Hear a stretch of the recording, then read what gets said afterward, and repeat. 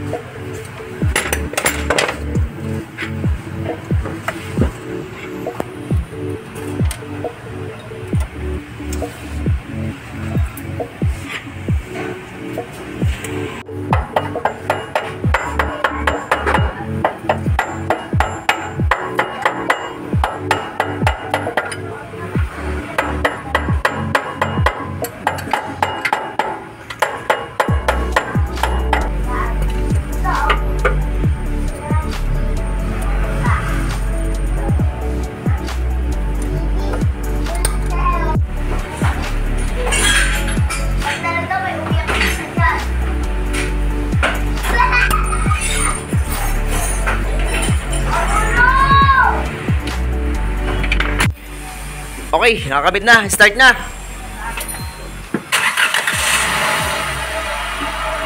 Record. Okay, very good. Very good, very good.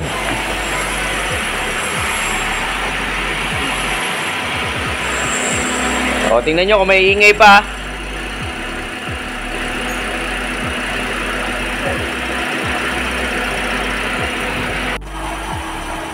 Okay, ganun lang mga boss para hindi na mag-drain ng freo, no? So, pwede naman dukutin, napakaluwang naman dito sa ating espasyo sa baba.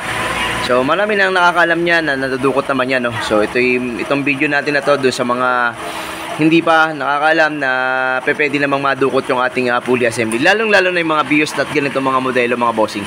Dahil wala naman talaga nakaharang masyado, yun lang, cover lang na plastic tatanggalin nyo. Ang iingatan nyo lang mga bossing yung pag-puller pag medyo matigas, dahil minsan nababasagan ng leg o yung ating lagayan ng circlip. So pag nabasag o na tanggal yun, wala na kayong paglalagyan ng ating circlip, no? Okay, ayun lang. Pulley assembly lang dito sa ating taxi na BIOS. Mga boss, maraming salamat ulit sa inyo. Siyempre, ingat lagi at God bless sa ating lahat. Thank you very much mga bossing.